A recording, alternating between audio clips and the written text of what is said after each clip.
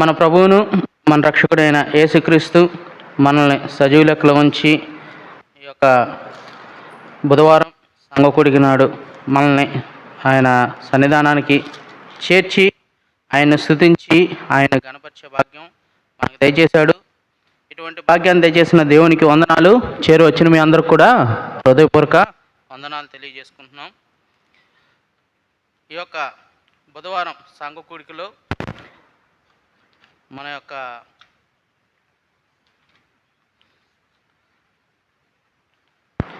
ఆమోసు గ్రంథం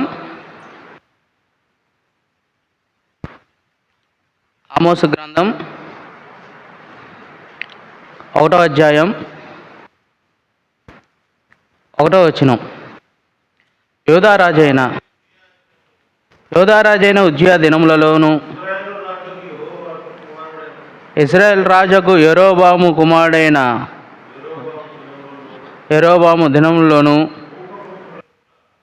భూకంపం కలుగుటకు 2 సంవత్సరములకు ముందు ఇజ్రాయెల్ను గూర్చి తెకోవలోని పశువుల కాపరులలో ఆమోసు కనపడిన దర్శన వివరము. వాక్య సహాయార్థం ప్రార్థన చేసుకుందాం. ప్రేమగల తండ్రి, కృపగలనైనా నీ బంగారు పదాలకు వందనాలు, స్తుతులు ప్రభువా. ఈ యొక్క బుధవారం నాడు సంఘకుడిగా మమ్మల్ని సజీవ లెక్కలో ఉంచి కాచి కాపాడి నిన్ను స్తుతించడానికి మాకు ఇచ్చిన గొప్ప అవకాశాన్ని బట్టి మీకు వెళ్ళైన స్తుతున్నాయినా. ఇప్పటి వరకు పాటలతో మహింపరిచిన ప్రతి స్వరాన్ని దీవించి ఆశీర్వదించారు. అయ్యా తండ్రి, ఇగో మిగిలిన సమయం మీ చేతులకు అప్పించుంటుగా అయ్యా తండ్రి, ఒట్టివాడిని మట్టివాడిని ఎందుకు పనికిరాను నన్ను నీ సిలువసాటును మరుగుపరచండి. అయ్యా తండ్రి, నీ బిడ్డలతో మీరు ఏవైతే మాట్లాడినాయి ఉద్దేశించి ఉన్నారో ఆ మాటలను నీ బిడ్డలకి అయ్యా తండ్రి మీరు వినవించమనుకోవచ్చు ప్రార్థిస్తున్నాం. మాట్లాడేది నేను కాదు తండ్రి, నన్ను సిలువసాటును మరుగుపరచండి, మీరే మాట్లాడండి. ఈ యొక్క కూడిక ఆది నుంచి అంతవరకు తోడి నేర్గొండి, మీరే మహిమ పొందమనుకోవచ్చు. మా కోసం త్వరలో రాయన యేసుక్రీస్తు పరిశుద్ధ నామమున కొంచెం ప్రార్థిస్తున్నాం తండ్రి, ఆమేన్.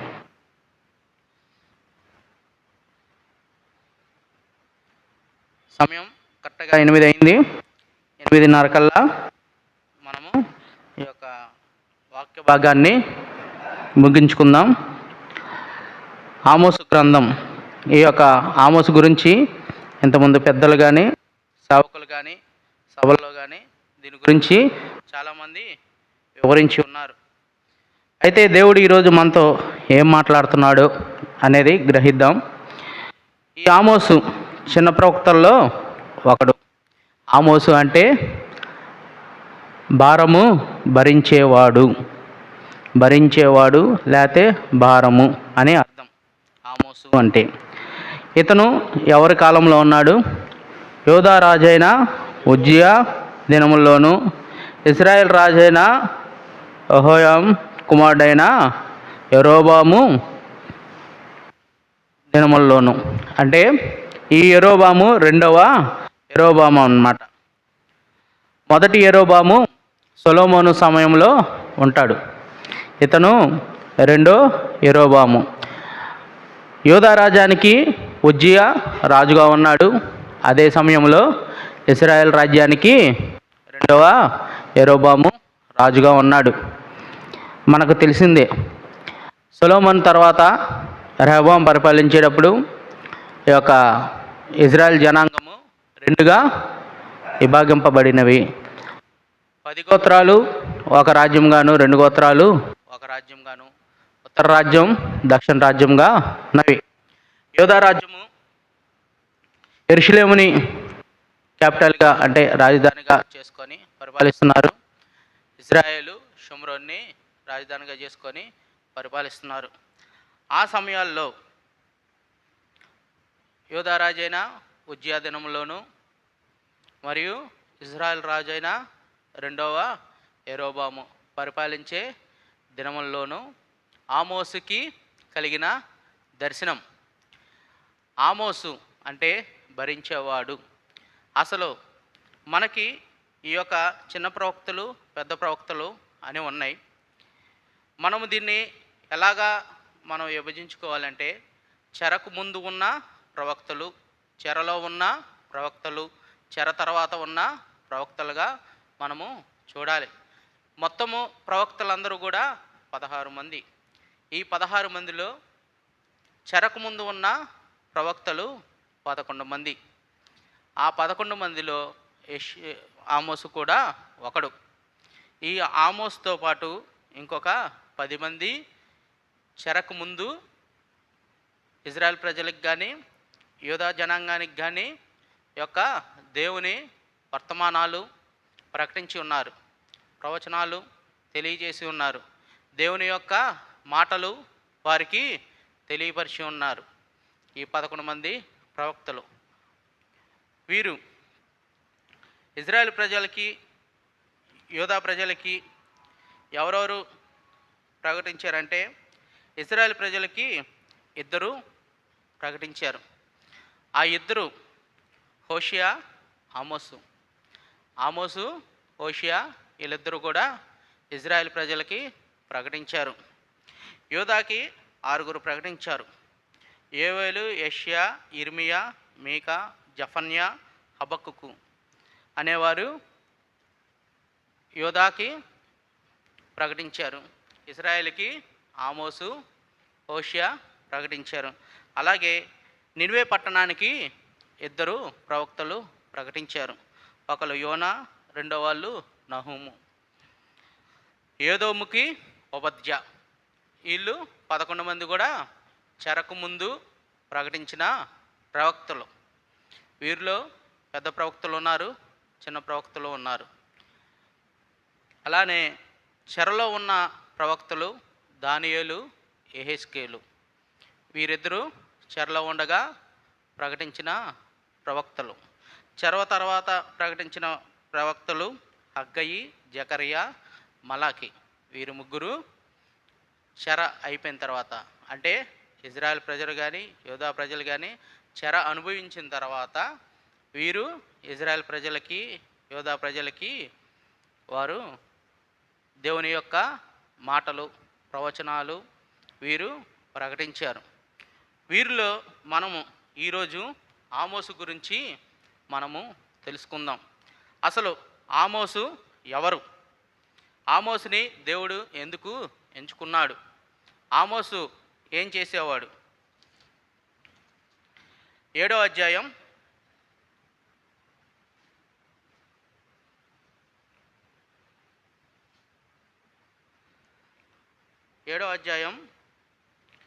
14వ వచనం. అందుకు ఆమోసు అమజ్యాతో ఇట్లనెను, నేను ప్రవక్తను కాను, ప్రవక్త యొక్క శిష్యునైనను కాను, కానీ పశువుల కాపరినై మేడు పండ్లు ఏరుకునేవాడును. నా మందలను నేను కాచుకొంచుండగా యెహోవా నన్ను పిలిచి, నీవు పోయి నా జనులకు ఇశ్రాయేలు వారికి ప్రవచనం చెప్పమని నాతో సెలవిచ్చెను. ఇక్కడ ఎవరు చెప్పారండి? ఆమోసు అమజ్యాతో చెబుతున్నాడు. అమజ్యా ఎవరు? ఇజ్రాయేల్ ప్రజలకి ఆయన ప్రవక్తగా ఉన్నాడు. ఈ ఆమోసు తెకోవ గ్రామంలో ఉన్నాడు. అంటే యూదా దేశంలోని తెకోవ గ్రామంలో ఉన్నాడు. యూదా దేశంలో ఉండి, యూదా దేశంలో పుట్టి, యూదా దేశంలోనే ఈయన ప్రకటించాల్సింది. అయితే దేవుని పిలుపు మేరకు దేవుడు తనకి ఇచ్చిన ఆజ్ఞ ప్రకారము ఎక్కడికి వెళ్ళాడు? ఇజ్రాయెల్ దేశంలోకి వెళ్ళాడు. యూదా దేశం నుండి ఇజ్రాయెల్ దేశంలోకి వెళ్ళి ఇజ్రాయేలీలకి తన యొక్క ప్రవచనాన్ని తెలుపుతున్నాడు. ఎవరు ఆమోస్కి ఆజ్ఞ ఇచ్చారు? దేవుడే ఆజ్ఞ ఇచ్చాడు. అయితే ఈ యొక్క ఆమోసు ఇజ్రాయెల్ దేశానికి వెళ్ళి ప్రకటిస్తుంటే అక్కడ ఉన్న అమజ్యా అంటాడు. ఏమని? అక్కడ ఉన్న అమజ్యా అతను అక్కడ ప్రవక్త. ఈ ప్రవక్త వెళ్ళంగానే అక్కడ ఆ ప్రవక్తకి ఏమైంది? కోపం వచ్చింది. నువ్వు వెళ్ళి నీ దేశంలో ప్రకటించు, నువ్వు వచ్చి ఇక్కడ ప్రకటించకూడదు, ఇశ్రాయేల్ దేశంలో నువ్వు ప్రకటించకూడదు, నువ్వు యోధా దేశానికి సంబంధించిన వాడివి, ఆ యొక్క తెకోవ గ్రామానికి సంబంధించిన వాడివి, కాబట్టి నీవు వెళ్ళి నీ యొక్క దేశంలోనే భత్యము సమకూర్చుకోనమని అమజ్య ఆమోస్తో చెబుతాడు. అదే కాకుండా అమజ్య ఆమోసు మీద ఇంకొక లేనిపోయిన వార్తను కూడా ప్రకటిస్తాడు. ఎవరికి? ఆ యొక్క ఇజ్రాయెల్ రాజైన యెరోబాముకి లేనిపోయిన వార్తను, అంటే ఆమోసు ప్రకటించని ఒక ప్రకటన కూడా అక్కడ తెలియజేస్తాడు. ఆ ప్రకటన ఏంటి? అప్పుడు 7వ అధ్యాయం 10వ వచనం, బేతేలులోని యాజకుడైన అమజ్య ఇశ్రాయేల్ రాజైన యెరోబామునకు వర్తమానం పంపి, ఇశ్రాయేలీల మధ్య ఆమోసు నీ మీద కుట్ర చేయుచున్నాడు. యెరోబాము ఖడ్గం చేత సచ్చుననియు ఇశ్రాయేలీలు తమ దేశం విడిచి చెరలోనికి పోదురనియు ప్రకటించుచున్నాడు. అతని మాటలు దేశం సహింపజాలదు అని తెలియచేసెను. ఏం చేశాడండి?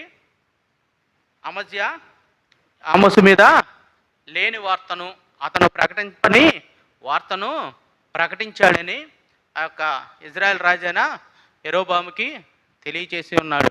ఏమని? యెరోబాము ఖడ్గం చేత చచ్చిపోతాడు, ఇజ్రాయేలీలు చెరలోకి వెళతారు. అసలు ఆమోసు ఎందుకు ఈ యొక్క ఇజ్రాయెల్ దేశానికి వచ్చి ప్రకటించాల్సి వచ్చిందంటే, వారు చేసిన పాపానికి దేవుడు వారిని శిక్షించటానికి ఆమోస్ని పంపించాడు. వారి మీద దేవుని యొక్క ఉగ్రత ఎలా ఉన్నదో తెలియచేయడానికి ఆయన ఆమోస్ని పంపించాడు. ఈ యొక్క ఆమోసు గ్రంథం 1వ అధ్యాయం 1-2 అధ్యాయాలు మొత్తం కూడా దేవుని తీర్పు ఉంటుంది. ఎవరి మీద? ఆ యొక్క దేశాల మీద. ఎన్ని దేశాలు ఉన్నాయి అక్కడ? 9 దేశాలు ఉన్నాయి. ఆ 9 దేశాల మీద దేవుని యొక్క తీర్పు ఎలా ఉంది? వారు చేసిన అపవిత్రమైన పనులను బట్టి, దేవుని మరిచాన్ని బట్టి, దేవుని మాట వినకపోవటాన్ని బట్టి దేవుని ఉగ్రత వారి మీద ఉన్నది అని ఆమోసు ఆ యొక్క 9 దేశాలకి దేవుని యొక్క ఉగ్రత ఉంది అని తెలియజేశాడు. ఆమోసు వారితో పాటు ఇజ్రాయెల్ దేశానికి కూడా మీరు దేవుణ్ణి మరిచి పేదవారిని మరియు అన్యాయస్తులను అన్యాయం చేసి అలా వారు చేసిన పాపాలన్నింటిని కూడా ఆమోసు తెలియపరుస్తూ ఉన్నాడు. అందుకు అమజ్య ఆమోసు మీద కుట్ర పన్నాడు. కాబట్టే ఆ యెరోబాముకి ఆయన అమజ్య ఒక లేఖ రాశాడు. ఏమని? యెరోబాము కత్తి చేత చస్తాడు, ఇజ్రాయేలు దేశము చెరగొని పోతుంది అని యెరోబాముకి తెలియజేస్తాడు. ఆమోసుకి దేవుడు ఏమని ప్రకటించాడు? నీవు వెళ్ళి, ఇక్కడ 15వ వచనంలో, నా మందలను నేను కాచుకొంచుండగా యెహోవా నన్ను పిలిచి, నీవు పోయి నా జనులకు ఇశ్రాయేల్ వారికి ప్రవచనం చెప్పమని నాతో సెలవిచ్చెను. ఏం ప్రవచనం చెప్పమన్నారు? ఇశ్రాయేల్ ప్రజలకి ఏమైనా ప్రవచనం చెప్పమన్నారండి? ఆ యొక్క తీర్పు ఏ విధంగా ఉన్నదో అది వారికి చెప్పమన్నాడు. 3వ అధ్యాయంలో 2వ వచనంలో ఉంటుంది, మీరు చేసిన దోషక్రియలన్నింటిని బట్టి మిమ్మును శిక్షింతును. ఇజ్రాయెల్ ప్రజలు చేసిన దోషక్రియలన్నింటిని బట్టి వారిని శిక్షింతును అని చెప్పి ఖరాఖండిగా ఆమోసు తెలియచేశాడు. ఎవరికి? ఇజ్రాయెల్ ప్రజలకే కాదు, ఆ 1-2 అధ్యాయాల్లో ఉన్న మొత్తానికి కూడా అక్కడ ఆమోసు వారికి ఈ యొక్క దేవుని యొక్క ఉగ్రత ఎలా ఉన్నదో, దేవుని యొక్క తీర్పు ఎలా ఉన్నదో వారికి తెలియజేసి ఉన్నాడు. ఇజ్రాయెల్ ప్రజలు ఎవరు? దేవుడు ఏర్పాటు చేసుకున్న బిడ్డలు. దేవుడు ఏర్పాటు చేసుకున్న బిడ్డలు వారు తప్పు మార్గంలో నడుస్తుంటే దేవుడు చూస్తూ ఊరుకున్నాడా? ఊరుకోలేదండి. ప్రవక్తలను పంపించారు.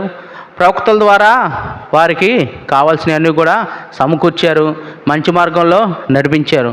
అయినా కూడా వారు దేవుణ్ణి ఎరుగక దేవుణ్ణి వదిలివేసి దేవుణ్ణి మర్చిపోయి వారికి ఇష్టం వచ్చినట్లుగా వారు నడుచుకొనుచు దేవుని యొక్క ఉగ్రతకు లోనైన వారుగా మనకి కనపడుతున్నారు.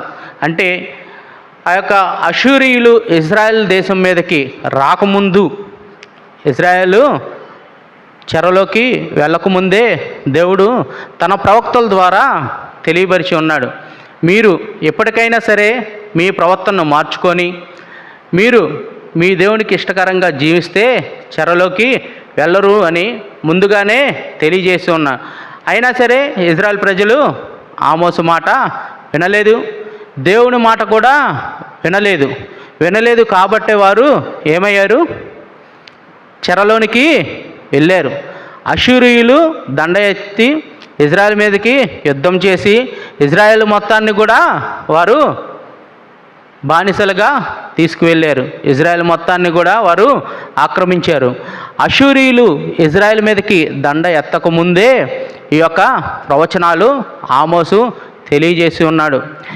ఈ యొక్క అంత్యకాలంలో ఉన్న మనకు కూడా దేవుడు తగిన కాలమందు తగిన సమయమందు తన బిడ్డల ద్వారా తన వాక్యం ద్వారా మనకి తన మాటలు తెలియచేస్తూ ఉన్నాడు.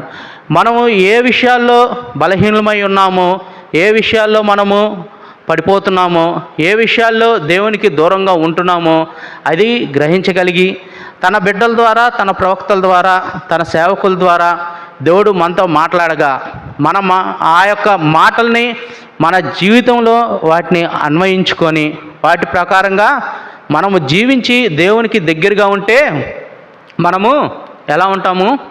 ధన్యకరమైన స్థితిలో ఉంటాం. లేదు మనకి హెచ్చరించిన ఆ మాటల్ని ఇగో నా గురించే చెప్పాడు, ఇగో నా గురించే మాట్లాడాడు అని ఎప్పుడైతే నువ్వు ఆత్మీయంగా కాకుండా శారీరకంగా ఆ మాటలు నువ్వు తీసుకుంటావో ఆ క్షణంలోనే నువ్వు దేవునికి దూరం అయిపోయినట్టే లెక్క. దేవుడు మనకి ఈ యొక్క చివరి గడిలో మనం ఉండగా దేవుడు మనల్ని హెచ్చరించున్నాడు. ఆనాటి ఇశ్రాయేల్ ప్రజల్ని ఎంతోమంది ప్రవక్తలు వారి యొక్క దుర్మార్గం నుండి సన్మార్గంలోనికి నడిపించడానికి దేవుడు వారిని ఏర్పాటు చేసుకున్నాడు. అయితే ఈ యొక్క అంత్యకాలంలో దేవుడు మనల్ని తన బిడ్డల ద్వారా తన సేవకుల ద్వారా తన యొక్క వాక్యం ద్వారా మనతో మాట్లాడుగా మనము ఏం చేయాలండి? ఆ యొక్క మాటల్ని మనము విని వదిలివేయకుండా వాటిని నెమరు వేసుకోవాలి. వాటి ప్రకారంగా మనము జీవించాలి. ఈ యొక్క బుధవారం అంటే సంఘ కూడిక అంటే బైబిల్ స్టడీ. ఈ యొక్క బుధవారం నాడు మనం ఏం చేయాలి? ఈ యొక్క విశ్వాసమైన మనము, నమ్మిన వాటి మనము, దేవుని బిడ్డలుగా చేర్చబడిన మనము, ఆయన సంఘంలో ఉండబడిన మనము ఏం చేయాలి? దేవునికి ఏ విధంగా ఇష్టకరంగా ఉండి జీవించగలమో వాటిని మనము నేర్చుకోవాలి. ఆయన తన బిడ్డల ద్వారా తన ప్రవక్తల ద్వారా మనతో మాట్లాడుచుండగా మన యొక్క నడవడికని సరిచేసుకోవాలి. ఏ విషయాల్లో నువ్వు పడిపోయావో, నేను పడిపోయానో నీకు తెలుసు, నాకు తెలుసు. వాటిని మనకి ఎవరు కూడా ఎత్తి చూపించరు. ఆత్మీయంగా దేవుడు తన ఆత్మతో మనతో మాట్లాడుతున్నాడు, మనని గద్దిస్తున్నాడు. ఆ గద్దించిన గద్దింపుకు మనము లోబడాలి. సామెతల్లో ఒక మాట ఉంది, ఎన్నిసార్లు గద్దించినను లోబడిన వాడు హఠాత్తుగా పడిపోను, మరి తిరిగి లేవడు. కాబట్టి దేవుడు ఈ యొక్క అంత్యకాలంలో మనతో మాట్లాడుతున్నాడు. ఆ యొక్క పూర్వము ఆయన యొక్క ప్రవక్తలతో తన యొక్క ఇజ్రాయెల్ ప్రజల్ని, యోధా ప్రజల్ని నడిపించిన దేవుడు ఈ యొక్క అంత్యకాలంలో మనతో ఈ యొక్క వాక్యం ద్వారా మనతో మాట్లాడుచుండగా మనము కూడా మన యొక్క దుష్టక్రియల్ని, మన యొక్క చెడు నడతను మనము విడిచి దేవునికి ఇష్టకరంగా మనము జీవించాలి. అదే ఆమోసు తన యొక్క గ్రంథంలో రాసి చెప్పాడు. తను పశువుల కాపరి అంటే ఎన్నిక లేనివాడు. తనేమన్నా పండితుడా, పామరుడా, విద్యావంతుడా, ఆస్తిపాస్తులు ఉన్నవాడా, లేకపోతే గొప్ప వ్యక్తా? చెప్పండి, గొప్ప వ్యక్తా? కాదు. అతను ఏంటి? పశువుల కాపరి, మేడి పండ్లు ఏరుకునేవాడు.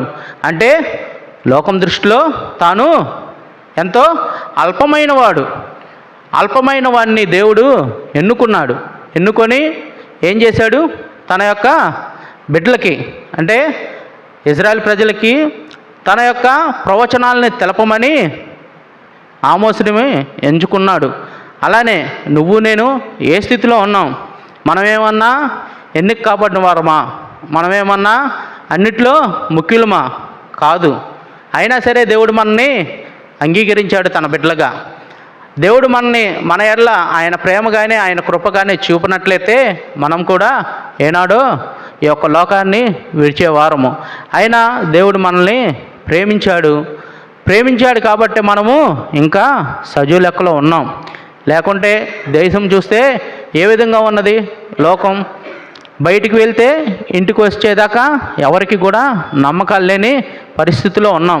అటువంటి స్థితిలో ఉన్న మనల్ని దేవుడు కంటికి రెప్పవలే మనల్ని కాపాడుతున్నాడు. ఈ యొక్క సంఘంలో మనల్ని ఒక మూల స్తంభాలుగా నిలబెట్టాడు. ఆయన యొక్క సంఘంలో మనల్ని నిలబెట్టి మన ద్వారా ఆయన స్తుతింపబడటానికి ఆయనకి ఇష్టమైంది కాబట్టి ఆయన మన ఎల్ల తన ప్రేమను తన కృపను వెల్లడిపరుస్తున్నాడు. ఆ యొక్క విషయాన్ని మనము జాగ్రత్తగా గ్రహించగలిగితే మనము ధన్యులమే. మనకిచ్చిన దేవుడు ఇచ్చిన ఈ యొక్క జీవితాన్ని మనము ఎలాగా దేవునికి ఇష్టకరంగా జీవించాలి. మన యొక్క హృదయం తలంపుల్ని ఆయన ఎరిగి ఉన్నాడు. నువ్వేం చేస్తున్నావో నేనేం చేస్తున్నానో, నీ యొక్క హృదయ ఆలోచన ఏంటో నా యొక్క హృదయ ఆలోచన ఏమిటో, నా హృదయ ఆలోచన నీకు తెలియపోయినా నీ హృదయ ఆలోచన నాకు తెలియపోయినా మన పరమ దేవునికి తెలుసు. నీ యొక్క హృదయంలో నువ్వు ఏ ఆలోచనతో ఉన్నావో, నా యొక్క హృదయంతో నేను ఏ ఆలోచనతో ఉన్నానో ఆయనకి అన్నీ కూడా తెలుసు. అయినా దేవుడు మనల్ని తన యొక్క రక్షణ కంచి వేసి ఎందుకు కాపాడుతున్నాడంటే ఆయన్ని స్తుతించటానికి, ఆయన్ని గణపరచటానికి, ఆయనకి మహిమకరంగా మనము జీవించటానికి మనకిచ్చిన ఈ యొక్క అవకాశాలు. అంటే ఎఫ్సి రాసిన పత్రికలో చదువుతాడు, దినములు చెడ్డవి గనుక సమయాన్ని సద్వినియోగం చేసుకొనుచు దేవునికి ఇష్టకరంగా జీవించాలని దేవుడు తన వాక్యంతో మనల్ని హెచ్చరిస్తున్నాడు. ఆనాడు ఆమోసు వచ్చి ఇజ్రాయెల్ ప్రజలకి ప్రకటించినా కూడా, తన యొక్క ప్రవచనాలను చెప్పినా కూడా వారు గ్రహించని వారై ఉన్నారు. అమజ్యా ఆనాడు ఆమోసు యొక్క మాటలను ఇజ్రాయెల్ ప్రజలకి చెప్పకుండా అడ్డుపడ్డాడు. అయినా దేవుడు తన యొక్క ప్రవచనాలని ఆపకుండా ఆమోసు ద్వారా తన యొక్క ప్రజలకి తెలియజేశాడు. తన యొక్క ఉద్దేశాన్ని ఏమిటో దేవుడు స్పష్టంగా తెలియజేశాడు. మీ యొక్క దోష శిక్షకి, మీరు ఇది చేసిన దోషాలకి శిక్ష అనేది మీకు శీఘ్రంగా వస్తుంది, మీరు చెరలోకి వెళ్తారు అని స్పష్టంగా దేవుడు తెలియజేసి ఉన్నాడు. అప్పుడైనా వారు తమ ప్రవర్తనలు మార్చుకున్నారా అంటే మార్చుకొని స్థితిలో ఉన్నారు. మనం కూడా ఈనాడు అలానే ఉన్నాం. దేవుడు మనల్ని ఎన్నిసార్లు పిలుస్తున్నాడు తన ప్రేమతో. మనమేం చేస్తున్నాము? మనము మనకిష్టకరంగా మనకు నచ్చినట్లుగా మనం జీవిస్తూ ఆయన సన్నిధానానికి రానివారిగా మనం ఉన్నాం. మన యొక్క ప్రవర్తనతో ఆయన్ని దుఃఖపరిచేవారిగా ఉన్నాం. అలా ఉండకండి అని దేవుడు తన యొక్క బిడ్డల ద్వారా మనకి తెలియజేస్తున్నాడు. అలా తెలియజేసిన వాక్యాన్ని మనము హృదయంలో వాటిని మనం ఉంచుకుంటే మనము ధన్యులుగా జీవించగలుగుతాం. లేకపోతే మనము దేవునికి దూరంగా ఉంటాం. ఈ యొక్క అంత్యకాలంలో దేవుడు మనతో మాట్లాడుతున్నాడు. తన యొక్క వాక్యాలతో మనతో మాట్లాడుతున్నాడు. ఆనాడు ప్రవక్తలతో మాట్లాడిన దేవుడు ఈనాడు వాక్యంతో మనతో మాట్లాడుతున్నాడు. ఈ యొక్క ఆమోసు గ్రంథం అంతా కూడా దేవుని యొక్క కృపే. 1-2 అధ్యాయాల్లో ఆయన యొక్క శిక్షను ఆ దేశముల మీద ఎలా ఉంది అనేది, ఎన్ని దేశాల మీద శిక్ష ఉంటుందనేది తెలియజేసి ఉండని. తర్వాత 3వ అధ్యాయం ఇశ్రాయేలు యొక్క పాపము, 6వ అధ్యాయం వరకు కూడా ఇశ్రాయేలు యొక్క పాపము ఏం చేశారనేది కూడా తెలియపరిచారు. స్పష్టంగా వారు చేసిన పాపాలు, వారు చేసిన క్రియలు అన్నీ కూడా 3వ అధ్యాయం నుంచి 6వ అధ్యాయం వరకు కూడా ఇశ్రాయేలు చేసిన పాపాలు మనకు స్పష్టంగా తెలియజేసి ఉన్నాడు. 7వ అధ్యాయం నుండి 9వ అధ్యాయం 10వ వచనం వరకు దేవుని యొక్క పాపములకు శిక్ష ఏంటనేది తెలియజేసి ఉన్నాడు. ఈ యొక్క శిక్షలోనే ఆమోసు కలిగిన దర్శనాలు ఇవన్నీ కూడా చూపించాడు. ఈ యొక్క ఆమోసు గ్రంథము చదువుకుంటూ ఉంటే మన యొక్క జీవితము మనకి ఏ విధంగా జరుగుతుందో అనేది కూడా ఈ యొక్క ప్రవచనాల ద్వారా మనకి తెలియచేస్తూ ఉన్నాడు. మనం ఏ విషయాల్లో దేవునికి ఆయాస్కరంగా జీవిస్తున్నామో మనకి స్పష్టంగా తెలియబడుతుంది. అలానే ఇజ్రాయెల్ ప్రజల మీద దేవుని ఉగ్రతను చూపించాడు. అలానే 9వ అధ్యాయం 11వ వచనం నుంచి చివరి వరకు ఇశ్రాయేల్ని బాగు చేస్తానని కూడా ఆయన వాగ్దానం చేశాడు. ఆ వాగ్దానం బట్టే దేవుడు వారిని విడవలేదు. వారు తమ యొక్క చెడు నడతను మాని వారి యొక్క చేసే పాపాలని ఒప్పుకొని దేవుని వైపు తిరిగితే దేవుడు వారిని క్షమిస్తాను, బాగు చేస్తాను అని చెప్పి సెలవిచ్చి ఉన్నాడు. అయినా వారేం చేసి ఉన్నారు? దేవుని మాట విననోళ్ళని ప్రజల్లాగా ఉన్నారు. దేవుని మాట లెక్క చేయని ప్రజల్లాగా ఉన్నారు. ఆమోసు ప్రకటించాడు కానీ ఆమోసు ప్రకటనని వారు వినలేదు కాబట్టే తర్వాత ఏమైంది? చెరలోనికి వెళ్ళిపోయారు. అషూరీయులు వచ్చారు. అషూరీయులు ఇశ్రాయేల్ ప్రజల్ని చెరలోకి తీసుకొని వెళ్ళారు. దేవుడు ముందుగానే మనకి జరిగే విషయాలు మనకు తెలియజేస్తుండగా మనము ఏ స్థితిలో మనము ఉన్నామో, ఎటువంటి పరిస్థితిలో మనం జీవించున్నామో దేవుడు మనకి హెచ్చరించున్నాడు, తెలియజేస్తూ ఉన్నాడు. వాటిని మనము జ్ఞాపకం చేసుకోవాలి.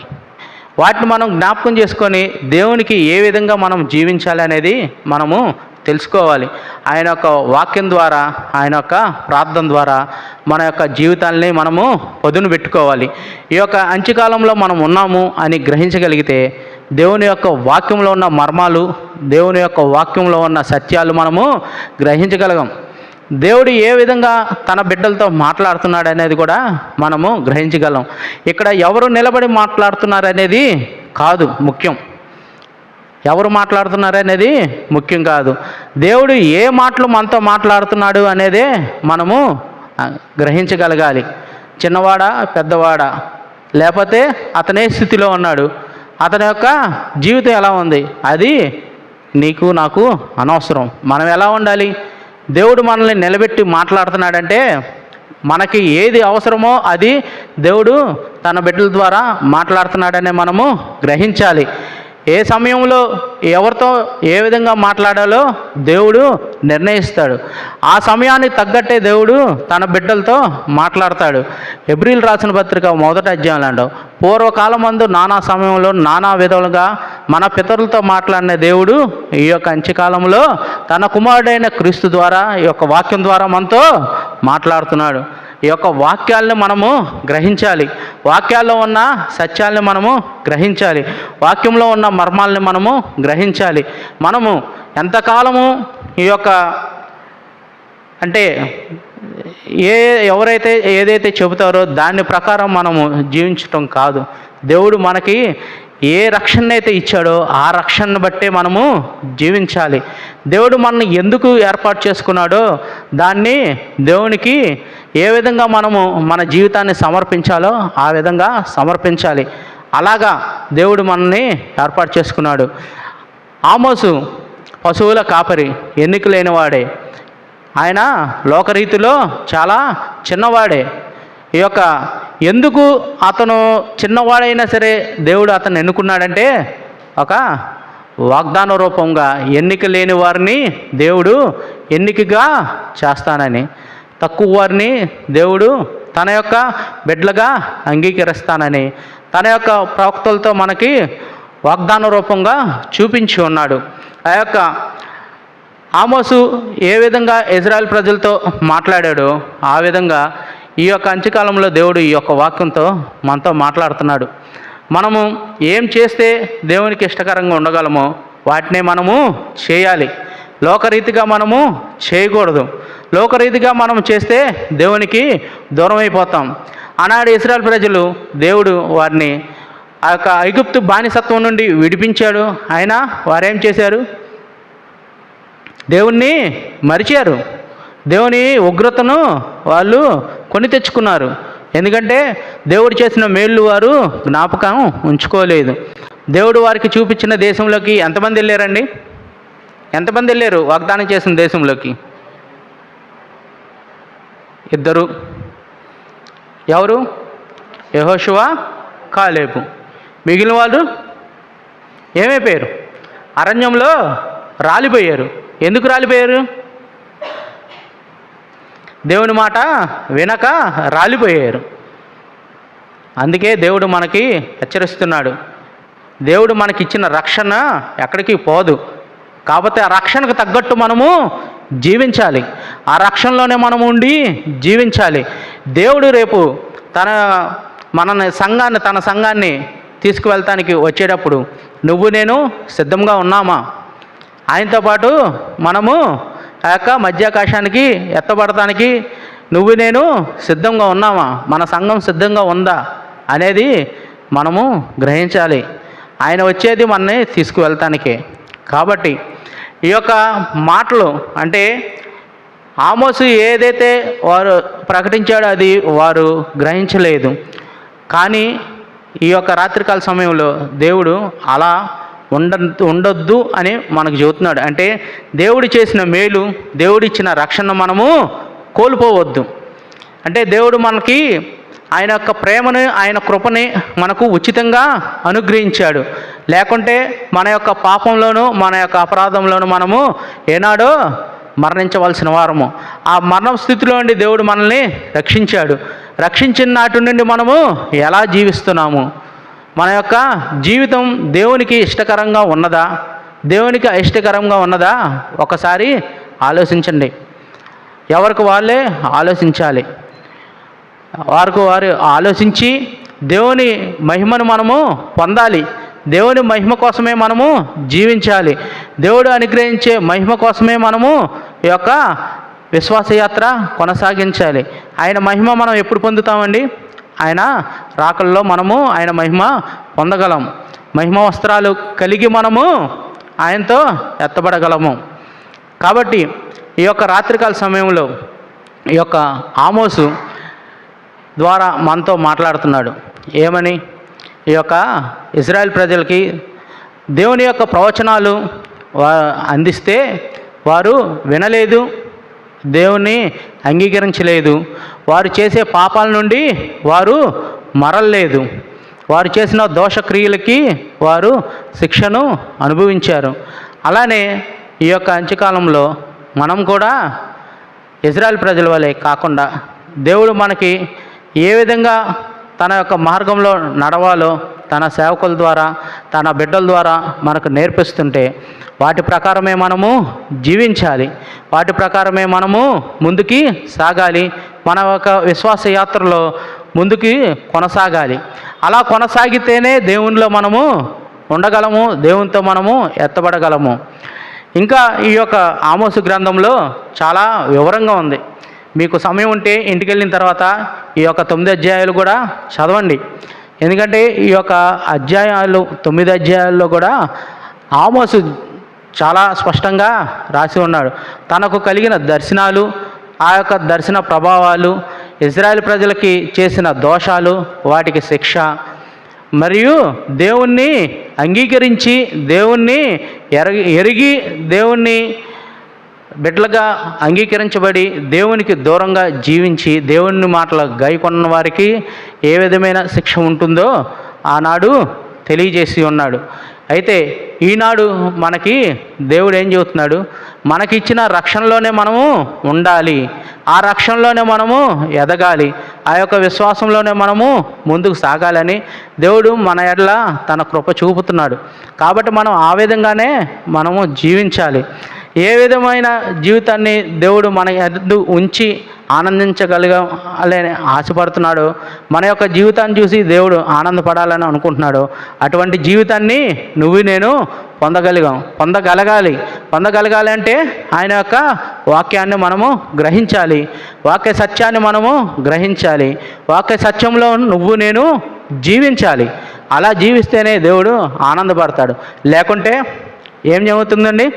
మనము మహిమను కోల్పోతాం. అలాగే ఈ యొక్క అధ్యాయంలో దేవుడు ఏ విధమైన శిక్షను విధించి ఆ తర్వాత బాగు చేస్తా అన్నాడో ఆ యొక్క మాటలు కూడా మనము గ్రహించగలగాలి. ఇజ్రాయెల్ ప్రజల్ని నేను బాగు చేస్తానన్నాడు. 9వ అధ్యాయం 11వ వచనం. పడిపోయిన దావీదు గుడారమును ఆ దినమున నేను లేవనెత్తి దాని గోడను బాగుచేసి దాని పోయిన చోట్లను బాగుచేసి ఏదోం శేషమును నా నామం ధరించిన అన్యజనులందరినీ నా జనులతో స్వతంత్రించుకున్నట్లు పూర్వపు రీతిగా దాన్ని మరలా కట్టుదును. ఇలాగూ జరిగించు యెహోవా వాక్కు ఇదే. రాబో దినంలో కోయివారు దున్నువారు వెంటనే ఒత్తురు, విత్తనం చల్లువారు వెంటనే ద్రాక్ష పండ్లు త్రొక్కువారు ఒత్తురు. పర్వతం నుండి మధురమైన ద్రాక్షారసం స్రవించును, కొండలన్నీ రసదారులగును. ఇదే యెహోవా వాక్కు. మరియు శ్రమనందుచున్న నా జనులకు ఇశ్రాయేలును నేను చెరలో నుండి రప్పింతును, పాడైన పట్టణములను మరలా కట్టుకొని వారు కాపురముందురు. ఇక్కడ ఆయన స్పష్టంగా తెలియజేసి ఉన్నాడు. పాడైన స్థలాన్ని ఆయన బాగు చేస్తా అన్నాడు. చెరలో ఉన్న వారిని ఆయన విడిపిస్తా అన్నాడు. ఎలాగా? వారు ఆయన వైపు తిరిగితే, ఆయన మాటలను నమ్మితే, ఆయన యొక్క మార్గంలో ఉంటే. ఇవి కూడా మనము గ్రహించాలి. ఆయన బాగు చేస్తా అన్నాడు. ఎందుకు బాగు చేస్తా అన్నాడు? ఎందుకు చెరలో నుంచి విడిపిస్తా అన్నాడు అంటే, వారు చేసిన పాపాలు, వారు చేసిన దోషాలు వారు తెలుసుకుంటే వారిని నేను శిక్షించను, వారి చెర నుండి వారిని విడిపిస్తాను అని కూడా దేవుడు వాగ్దానం చేశాడు. కాబట్టి ఆ వాగ్దానం ప్రకారమే మనం కూడా ఇప్పుడు జీవించగలుగుతున్నాం. దేవుడు తన ఇజ్రాయెల్ ప్రజల్ని ఏ విధంగా కాపాడుతున్నాడో ఆ విధంగానే మనల్ని కూడా ఆయన కాపాడుతున్నాడు. తన యొక్క రక్షణ కంచె వేసి మనకి ఎటువంటి ఇబ్బందులు కలిగినను, అనారోగ్య సమస్యలు ఉన్నను, ఆర్థిక ఇబ్బందులు ఉన్నను, ఏ విధమైన ఇరుకు ఇబ్బందుల్లో ఉన్నను దేవుడు మనల్ని కాపాడుతానే ఉన్నాడు. మనకు ఎంత శ్రమ ఉన్నా సరే దేవుడు మనకి మరణాన్ని మన దగ్గరికి రానియట్లేదు. ఆ శ్రమనే, తట్టుకోగల శ్రమనే దేవుడు మనకి ఇస్తున్నాడు, కానీ తట్టుకోలేనంత శ్రమని మనకి ఇవ్వడం లేదు. ఎందుకంటే ఆయన మన చుట్టూ ఉన్నాడు. యోబు చుట్టూ దేవుడు తన యొక్క కంచెను వేశాడు. అందుకే అపవాది యోబుని ముట్టలేకపోయాడు. ఈ యొక్క మాటలను కూడా మనము గ్రహించగలగాలి. ఎప్పుడైతే అపవాది దేవుని వద్దకు వచ్చి నీవు యోబు దగ్గర ఉన్న కంచెను తీసివేయి అని ఎప్పుడైతే అంటాడో అప్పుడు మనము ఏం గ్రహించాలి? తన నమ్మిన బిడ్డల చుట్టూ ఆయన కంచె అనేది ఉంటుంది. మనకు ఎటువంటి ఇబ్బందులు కలిగినా, ఎటువంటి ఆర్థిక ఇబ్బందులు ఉన్నా, ఎటువంటి అనారోగ్య సమస్యలు ఉన్నా, ఏమున్నా కూడా దేవుడు మనల్ని స్వస్థపరుస్తాడు, దేవుడు మనల్ని కాపాడుతాడు అనే నిరీక్షణ మనకి ఉంటే మనం ఎల్లప్పుడూ కూడా దేవునిలో ఎదగగలము, దేవునిలో ముందుకు సాగగలము. అటువంటి వాగ్దానాన్ని దేవుడు మనకి ఆది నుండే ఇచ్చాడు. తన బిడ్డల చుట్టూ ఆయన రక్షణ కంచె వేసి ఎప్పుడూ కూడా కాపాడుతూనే ఉంటాడు. ఆ యొక్క మాటలు మనము గ్రహించగలిగితే, ఆ మాటలో ఉన్న జ్ఞానాన్ని, ఆ యొక్క ఆంతర్యాన్ని మనము గ్రహించగలిగితే మనము ధన్యులం. అవన్నీ కూడా వదిలేసి ఇప్పుడు ఎలా చెబుతున్నారంటే, నీవు యేసుక్రీస్తుని నమ్ముకో, నువ్వు ధనవంతుడు అవుతావు, యేసుక్రీస్తుని నమ్ముకో, నీ యొక్క కష్టాలు పోతాయి, యేసుక్రీస్తుని నమ్ముకో, నీ యొక్క ఆర్థిక ఇబ్బందులు పోతాయి. ఇలాగా చెప్పుకుంటూ ఏం చేస్తున్నారు? దేవుణ్ణి అవమానపరుస్తున్నారు, దేవుని నామాన్ని కించపరుస్తున్నారు, దేవునికి చెడ్డ పేరు తీసుకొస్తున్నారు. ఇవన్నీ తీసుకొచ్చేది ఎవరండి? చిన్న చిన్న వాళ్ళ, దేవుని ఎరిగిన వాళ్ళే, చిన్నవాళ్ళేం కాదు, పెద్ద పెద్ద వాళ్ళే. యూట్యూబుల్లో చర్చా వేదికలు పెట్టల్లా దేవుణ్ణి కించపరుస్తూ ఉన్నారు. దేవుడు మనకి అదేమన్నా అలా చెప్పాడా? మీరు నమ్ముకుంటే మిమ్మల్ని ధనవంతులు చేస్తానని చెప్పాడా? చెప్పలేదు. మనకి కష్టాలు వస్తాయి, ఆర్థిక ఇబ్బందులు వస్తాయి, అనారోగ్య సమస్యలు వస్తాయి. అయినా కూడా మనము ఏం చేయాలి? విశ్వాసాన్ని కోల్పోకూడదు, దేవుని మీద నమ్మకాన్ని వదలకూడదు. అలా మనం ఎప్పుడైతే ఆ విశ్వాసాన్ని కోల్పోకుండా ఉంటామో అప్పుడు దేవుడు మనల్ని కాపాడుతాడు. ఆయన యొక్క రక్షణ మన చుట్టూనే ఉంటుంది, ఎక్కడికి వెళ్ళదు. కాబట్టి దేవుడు ఈ రాత్రికాల సమయంలో ఏదైతే మనతో మాట్లాడి ఉన్నాడో ఆ మాటలు మనము గ్రహించగలగాలి. అలా గ్రహించి ఆయన యొక్క రాజ్యం కొరకు మనము ఎదురు చూస్తామంటే మనము దేవునితో పాటు ఆయన యొక్క పరలోకానికి వెళ్ళగలము, ఆయన్ను స్తుతించగలము.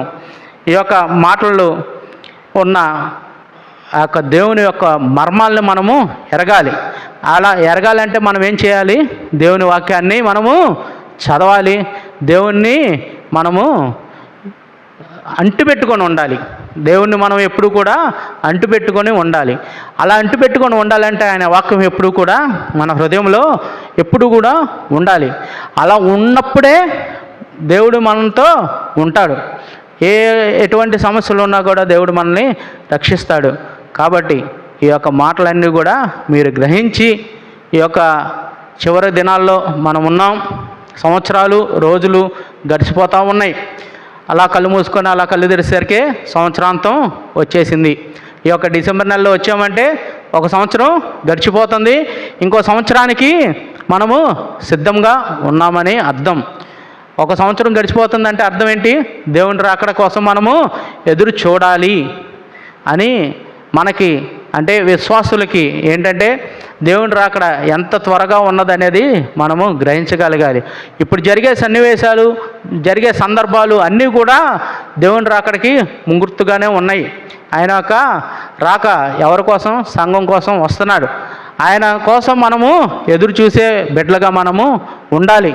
ఆయన యొక్క విశ్వాసంలోనే మనము ఉండాలి. ఆయన్ను మనము అంటిపెట్టుకొని ఉండాలి. ఆయనలో మనము ఫలించాలి.